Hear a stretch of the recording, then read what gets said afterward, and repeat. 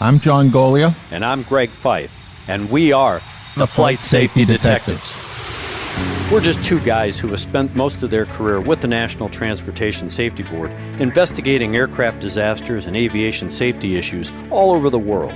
Yep, and this podcast is where we talk about everything from accidents, airplane technology, to the big business of aviation. We live and breathe aviation. My co-host John has been in the aviation business for more than 60 years. He was the first and only airframe and power plant mechanic to get a presidential appointment to the National Transportation Safety Board. And Greg is a former air safety investigator and GO team captain for the NTSB. He's investigated everything that flies worldwide since he started his career 40 years ago. And on top of that, he is a Living Legends of Aviation inductee. So between John and myself, we have over 100 years of aviation safety experience. It's time to buckle up because it's going to be wheels up. Let's get this show in the air. Hey, John, how are we today? All is well here in the East.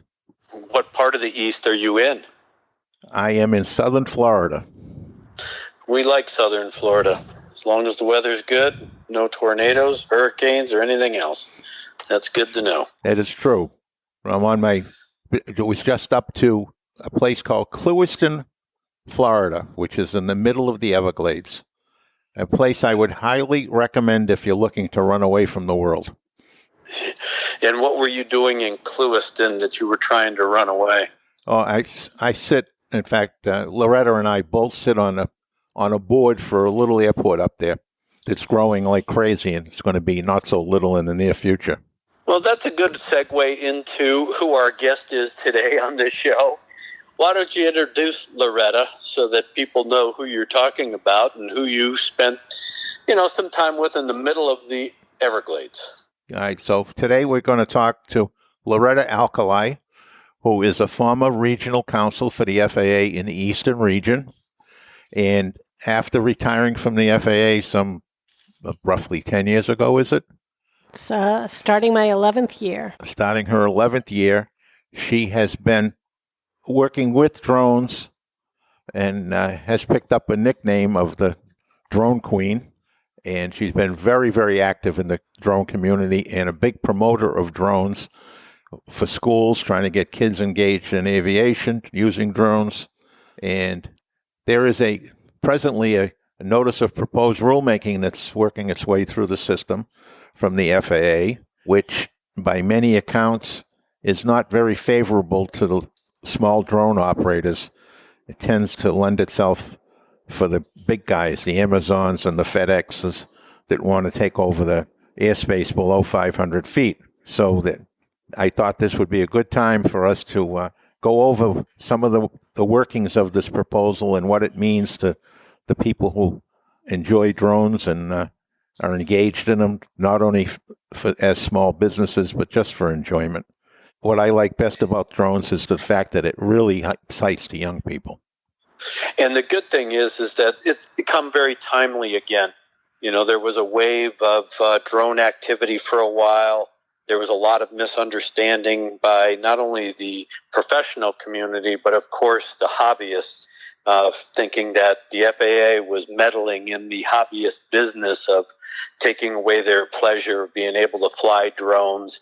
There was a bit of a fear factor about the use of these drones and the illegal use of the drones. And of course, there still continues to be a huge issue with regard to drones and encroaching in the national airspace system that could potentially cause hazard to aircraft, i.e.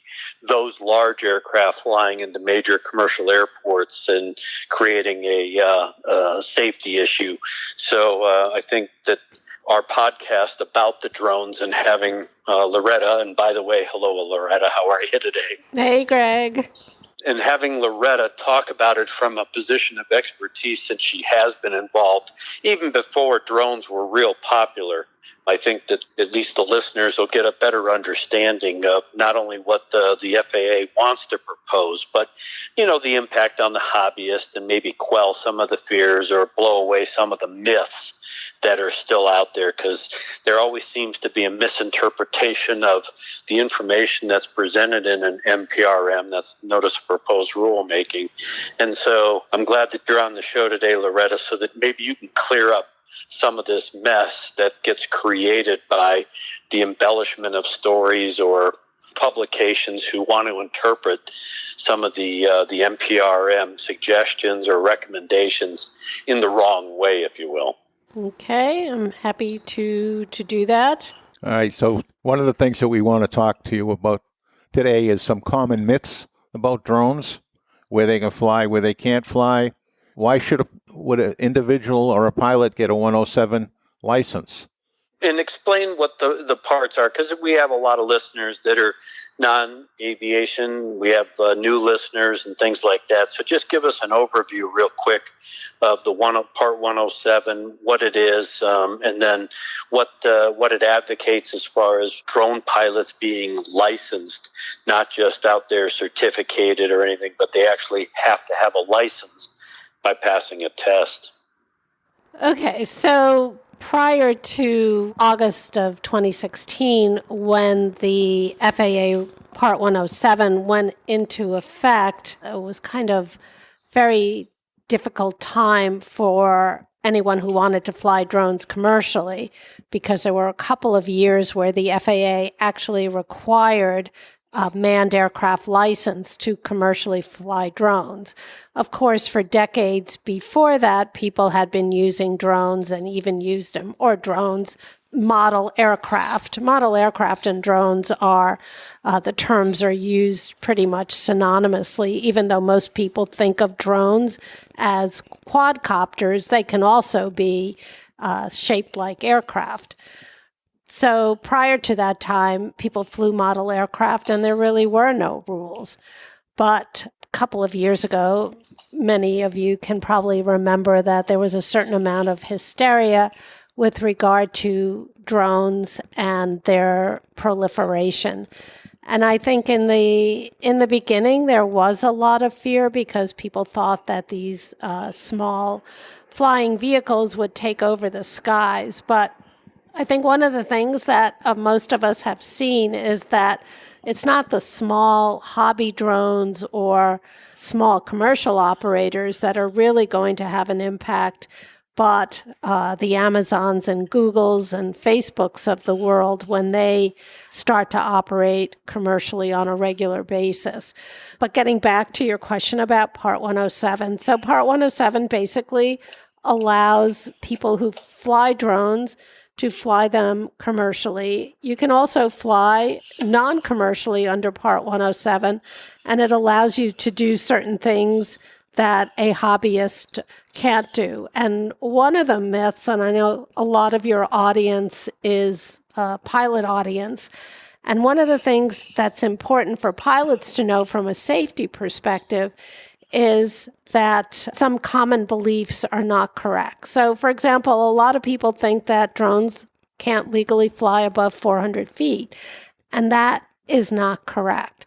So if you're a GA pilot and you think, oh, well, I'm safe as long as I'm above 400 feet in a rural area, let's say, under Part 107, in Class G, drones can legally fly 400 feet above the highest obstacle within 400 feet. So you might encounter a drone at 500, 600, 700 feet, 800 feet. They still have to comply, for example, with visual line of sight. They have to stay out of controlled airspace without authorization. But just the idea that pilots, GA pilots or helicopters are okay if they stay above 400 feet is not correct. So recreationally, the rules right now are confused because the FAA had promulgated regulations based on a section of an old statute called Section 336. And under that section and the old rules, model aircraft could fly basically without any altitude limit. Now, a new law has been passed that recreational drones, not those flying under 107, are limited to 400 feet. But the confusion comes up because the FAA has not taken the old rules off the books. So there's a lot of confusion in the recreational world. Why is there a delay in taking those old rules off and creating all this confusion? Because it's not like maybe they do have their head in the sand, but I mean, they have to know that this has created a level of confusion. Well, I think because the commercial drone industry, the big commercial operators lobbied Congress to repeal the Section 336 that allowed model aircraft to do certain things and put in an immediately effective law that basically would have grounded, if the FAA had chosen to fully comply with that law, it would have grounded all hobby drones that were not flown under Part 107. And I guess the FAA decided it didn't want to do that, so it came up with this interim process for complying with the law. And I believe to allow the Academy of Model Aeronautics members to continue to fly their drones. I believe, I don't have any inside information, but I believe that that's why they kept Part 101 on the book. So Part 101 was the section of the regulations that followed the Section 336 that had been repealed by the 2018 FAA Reauthorization Act. So basically, it's a very confusing time for people who try to understand what the FAA is doing and following the rules if you're flying recreationally. That's why I recommend people who want to fly recreationally should consider getting the Part 107 certificate, because at least you know what the rules are. I think it's a very confusing time for recreational flyers. But I did want to mention one other myth that GA pilots and other pilots, especially helicopter pilots, might want to be familiar with. And that's the myth that drones can't legally fly within 5 miles of an airport. That's just not correct. So under Part 107, you could always fly in Class G near an airport. And under the new law for recreational flyers, that's true also. So drones, whether flown recreationally or under Part 107, in Class G airspace, can legally fly near airports. However, they do have to make sure that they don't interfere with aircraft landing or taking off. They have to give the right of way, etc. But if you're a GA pilot or even an airline pilot, I see a lot of the reports that say, oh, there was a drone within 5 miles. Well, that doesn't mean it's illegal. And even in controlled airspace, there are areas where you can get automated approval. There's areas where you can get waivers. So even recreational pilots now can get automated approval. It's through an app. And depending on where it is in relation to the traffic patterns for the airport, you might even be able to fly up to 400 feet in some areas. And I was just going to say, Loretta, you bring up some interesting points because, one, you're talking about airspace. One of the big issues that, all of us pilots have, especially the most accomplished pilots, but more than likely the lesser, the novice pilots, the student pilots, things like that, is the complexity of the airspace, because we do have airspace A, B, C, D, G. And so when you look at the structure of the airspace, if you're intending to fly these drones, like you said, within 5 nautical miles of an airport, which for a long time people believed, and even today people believe that was a sanctuary where within 5 miles of an airport you weren't going to find a drone, and as you stated, that's not true. And it's so important that to understand the airspace you have to study it, and that's why I think that, like you were talking about, those folks that want to fly drones, especially in close proximity to airports, whether it's for purposes of the fact that that's where they have a piece of property or there's a flying club there, that they get that certificate or that license, because that forces them to understand the national airspace structure. Right. Well, the new recreational rules are going to have a test, which I assume will include airspace, because the new recreational rules require drone pilots to stay out of controlled airspace without approval. The reason that I have a lot of concerns with what the FAA has done, and I think in some ways they've over-regulated, and in other ways I think they failed to actually reach the drone flying public, because at the point where you buy a drone, you really have no reason to believe that you've walked into this complex airspace situation, because there's no point of sale requirements. So you can buy a drone. I mean, why would you think that buying a drone at Walmart, all of a sudden you had become an aircraft owner? You think you've just bought a toy. But I think that one thing that manned aircraft pilots can do is invite drone pilots into their community at local airports and teach them about what they do and how they do it, and that way build a kind of rapport so that each understands the other, and I think we would have a safer system that way. The other thing that I think is good news for everybody, especially manned aircraft who rightly have some concerns, is that I really believe that a lot of people buy drones and don't actually fly them for more than a few minutes, because flying a drone requires, a certain amount of knowledge and work. So even though you can fly them right out of the box, it's really not that easy to do that. And a lot of people, you can see that most people go out and you don't see drones all over the sky the way some people were predicting. So I think that the biggest airspace issues are going to come up when there's delivery drones and more drones fighting for that same lower altitude airspace as GA and helicopter pilots are using today.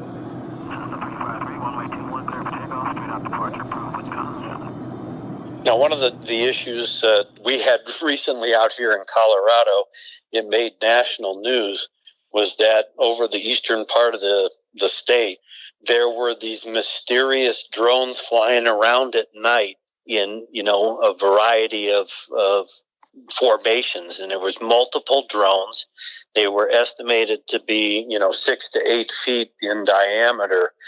They could never, they had local law enforcement, they had FBI, they had the FAA, they had all the alphabet groups out there trying to chase down these drones because there were so many multiple sightings. And apparently they were never able to determine the origin or the operator of those drones. And of course, that created a bit of a panic in some of these small rural towns that maybe it's terrorists that are practicing out in the boonies somewhere, some dastardly deed. It was the military possibly experimenting, but there was no information and nobody could track down the source. I know that these regulations are for those law-abiding citizens, but how do we control these mystery drone operations if there is a way to do that? Is there a way to track this? And is the FAA intending through these regulations to try and put tighter lockdowns on these operators so that in the event of a nefarious type act, they're going to be able to trace the source? Well, first of all, let me just, most people, or a lot of people, at least in the drone community, me including, are not really convinced that those were drones. We have had so many bogus sightings of so-called drones that really it's hard to believe what people say they saw without greater proof. And as you know, that there have been a number of incidents or accidents that were attributed to drones, and then they ended up being birds, or somebody claimed that they saw a drone and maybe it was a plastic bag. So I'm very skeptical of these drone sightings. I think that there is, definitely the potential for nefarious use of drones, but I think that the FAA's proposal for remote identification and the comment period closed yesterday. There were over 51,000 comments in response to the remote ID rule. I think it indicates how much concern there was with the rule. And I think what happened, I think that I personally feel that remote identification is appropriate for drones that are going to be integrated with manned aircraft. But I actually don't see that this particular rule would have been very helpful to that integration, because it wasn't like ADSB, and I'm not an expert on ADSB, but you could not use this remote ID rule for separation of manned and unmanned aircraft. So basically, you would have been able to identify people flying drones, including where the drone operator was located, and that information under the proposal would have been available to the public, which is, of course, I think a huge privacy and security issue for the drone operator. But it's just not clear that it would have in any way prevented nefarious operators from operating. So a lot of the technical issues with the proposal are sort of beyond my knowledge. I wouldn't talk about that.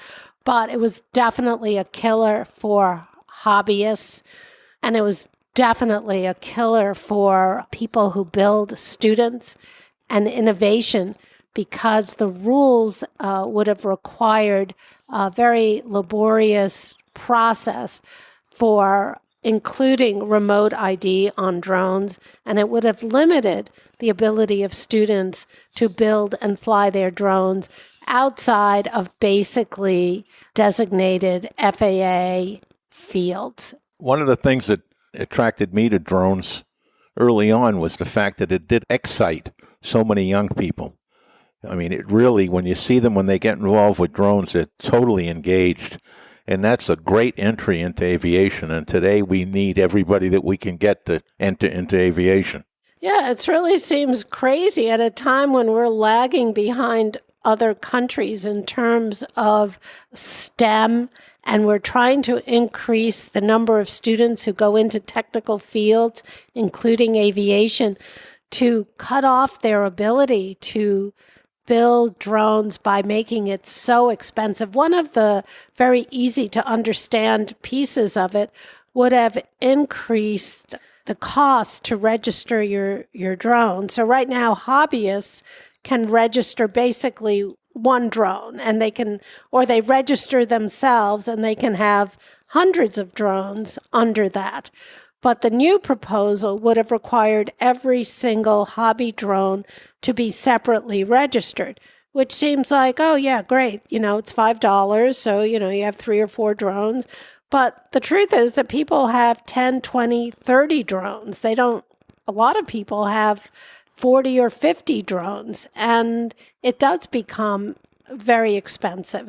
It also would have required, if you wanted to fly outside of designated fields, it would have required basically subscribing to a service, which was not going to be free, even though the FAA didn't have any estimates.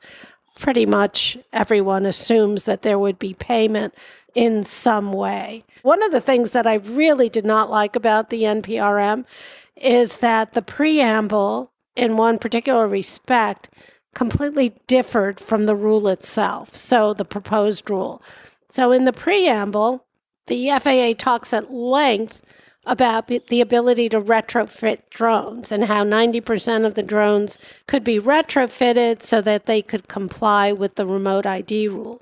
Well, that sounds great, except that when you go to the rule itself, there is no provision in the proposed rule for retrofitting. And I just thought that was really a misleading economic analysis for the FAA to do. And the other assumption that the FAA made is that nobody kept drones for 3 or 4 years because the technology changes so quickly, which I thought was was a really a kind of an elitist argument, because a lot of people keep drones for a lot longer than 3 or 4 years because they can't afford to replace them. In fact, I gave one of my older drones to a charitable organization that uses them to train veterans on drone technology. So those older drones are being used. Loretta, you look at this NPRM, you identified the issues that you've just talked about. Is the have they really studied and entertained input from those groups that can provide useful feedback, or are they jumping the gun trying to get something out there? They need to put something out on the street to try and stay ahead of what they believe could be, a firestorm of drone operators. Well, I think what happened was, the FAA has had a drone advisory committee for a number of years, and the advisory committee made recommendations. My understanding was, and again, this is not official from anybody in the FAA, but it's my understanding that the FAA was pressured by the security agencies to stand firm and not come out with a reasonable rule. And then they also had pressure to issue something. So in the FAA way, they issued something that obviously 51,000 people thought they should comment on it. I think that maybe the FAA wanted to get 51,000 comments so that they could tell the security agencies, look, you have all these concerns, but this is why we can't do it the way you want to do it. The other thing that the FAA has done is it issued a proposal for flights over people and for night flying. It issued that NPRM, I think, about a year ago, but it put it on hold, saying that they wouldn't approve that until they had a remote ID rule. And to me, it was almost like holding the commercial operators that need to be able to operate over people hostage to a remote ID rule. But I think, judging from the comments, I don't think we're going to see a remote ID rule anytime soon. And that's going to limit the commercial use of drones, which can be obviously very beneficial in a lot of situations, search and rescue, delivering medicine in rural areas, law enforcement. Even firefighting. Firefighting, Hot right. spots and fires. And let me switch gears now with the drones. One of the things that, of course, is practical and regulatory in flying manned aircraft, that is any kind of general aviation, light sport, all the way up through commercial transport, is the fact that we as aircraft owners are required to maintain the airplane to a standard. We have to have an annual inspection. We have to fix certain things on an airplane to ensure that they are airworthy, to really protect not only our safety as pilots and operators, but of course the safety of the public below that aircraft as well. Do you see anything where the FAA is going to require specific airworthiness requirements for these drones, periodic maintenance to ensure reliability and capability? Because I think one of the fears is a drone getting away from, because of a spurious signal, it goes off and starts doing its own thing. Now, I know that because I fly drones as well as you guys, it has a go home or a come to, or, it has a designated spot. But, it's all ones and zeros operating. And if you have a spurious signal, or if you have a malfunction and that thing takes off, an 8-foot drone is going to do some serious damage. So do you see anything along those lines being incorporated into these rules, more robust maintenance oversight of these drones as they come more into really commercial operation? Yeah, I think definitely the ones that are used, I think that there's been like 2 Part 135 certificates given to drone operators. I think definitely when they're used in that kind of commercial service, right now, basically, they're used visual line of sight. They're not supposed to be flown over people. So I think right now, if you comply with the rules, I think that the chances of something going awry and causing a major problem are fairly confined because most people are flying pretty small drones. I mean, there are, Part 107 goes up to 55 pounds, but that's more, the far exception in terms of the weights that people are flying. And in controlled airspace, you're supposed to notify the tower if you have something like a flyaway. But you really, at least with the drones that I fly, they've become really reliable in a way that the earlier drones weren't. I mean, I don't hear very much about flyaways at all anymore. And if you remember in the past, the forums were just filled with flyaways, which doesn't mean that it can't happen. But I think the biggest safety rule right now for drone pilots would be to just fly visual line of sight and not over crowds of people.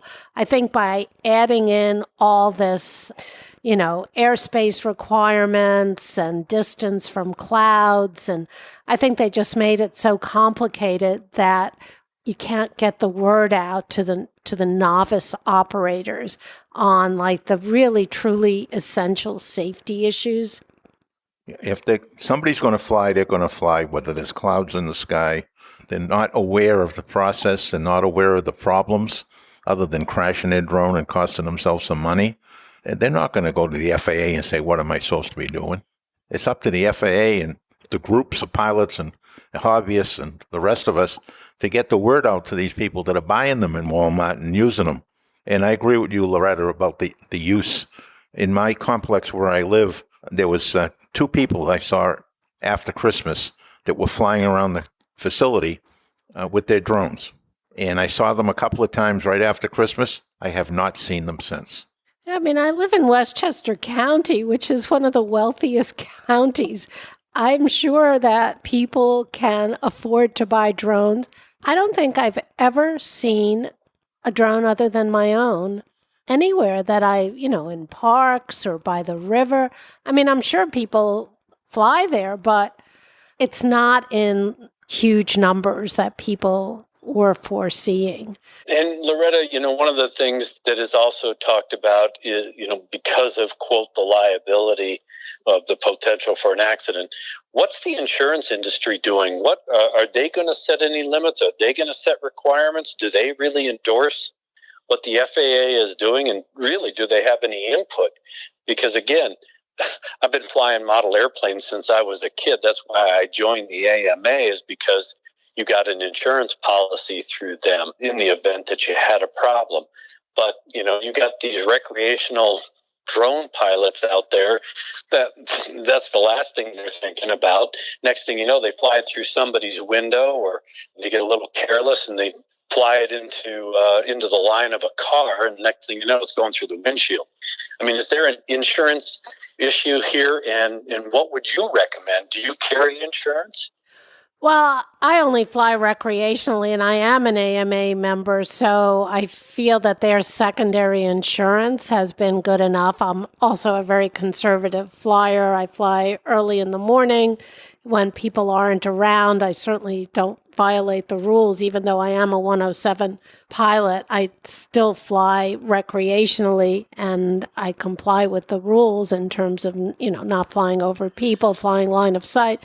So I feel that the secondary insurance is fine. The other thing that I don't do is I don't take stupid chances in terms of, like flying over, like I had the boat show outside my window. I didn't fly my drone over multi-million-dollar yachts because I do worry about what would happen, if I nicked one by mistake. Other people don't. But the one thing I can say is that there are very few incidents or accidents out there involving drones, which doesn't mean that it can't happen. It just has been pretty limited. In terms of insurance, there's a number of insurance options available out there, and certainly commercial pilots have to get it because a lot of their clients require commercial insurance. And there are even like hourly insurance providers. So for small businesses, if you don't need a policy that's good all year long, you can get it like for a job, for 3 or 4 hours, whatever you're working.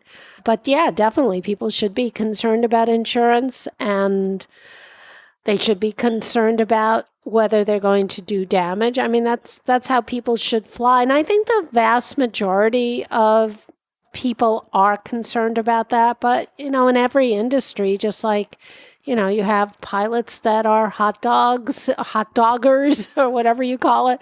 You have the same with drone pilots. And then one last question, and that is training. If somebody wanted to learn more, they may not necessarily want to go through all of the rigors of getting a certificate, but just want to sit through some training or get some practical training. Any advice as far as where they should go and who offers that kind of training? Is it online, and are they going to get enough information, or do they need to do something in person? Well, I mean, what I personally recommend, and this is something that I did, you can probably take courses now. I know that Women Who Drone has Airbnb experiences where they teach you to fly, and definitely think that's something that one could check out. But when I was first starting, I would buy from, and I still buy from, small local dealers, and I have them work with me to set up the drone. And depending on where you are, a lot of the local hobby shops that I have experience with would actually take you out, fly with you for, half an hour or an hour, and familiarize you with the drone. And I would definitely recommend new people doing that, finding a local hobby shop where someone will either do that as part of the sale, or even if you had to pay, I think it's definitely worth it. You'll have a much better experience if someone helps you set up the drone the first time and flies with you for 30 or 40 minutes. And you being a former FAA litigator, one of the things that, of course, we still see a problem with is laser pointers and the idiots that are out there pointing lasers at aircraft. And, the threats, and they're not, just veiled threats. I mean, these are threats that by the United States government that says, if we catch you, we're gonna punish you to the full extent of the law. If you have somebody that's flying a drone in a careless and reckless manner, what kind of penalties, and has there been any penalties levied by the FAA in this regard for people that have just blatantly gone out there and put, people, aircraft in danger using a drone? There have been. A lot of the commercial operators believe that there haven't been enough of those penalties, but there have been. I mean, clearly the FAA there's only 5,000 inspectors, and they're not everywhere. A lot of the enforcement really comes from the local police, but in a lot of areas, they don't really know what their jurisdiction is. So it has been an education process, I know, for the FAA and local police departments. I think the local police have more jurisdiction than a lot of times they choose to use. So, for example, if you're operating a drone over a large crowd of people in a way that's reckless, and I think in a lot of jurisdictions, the police could stop you or arrest you or issue an appearance ticket for, let's say, reckless endangerment. And they've done that. I mean, I just spoke with a pilot a couple of weeks ago who was actually arrested in New York City near LaGuardia for flying his drone. And this is where it's really unfortunate, the disconnect between people's ability to buy drones and their actual knowledge of the rules that they walk into. I mean, this guy had no idea that what he was doing was in controlled airspace, that there was any kind of issue. In New York City, you definitely have to worry about the police. The FAA has had some pretty stiff penalties. I mean, as much as $17,000 or $20,000 I've seen. So the enforcement's out there, especially in controlled airspace and in areas, for example, firefighting, that's taken very seriously. And there's a law that covers that. I forget what the penalties are, but interfering with firefighters, flying in a TFR. Somebody here in Miami Beach was arrested for flying before the football game a couple of weeks ago.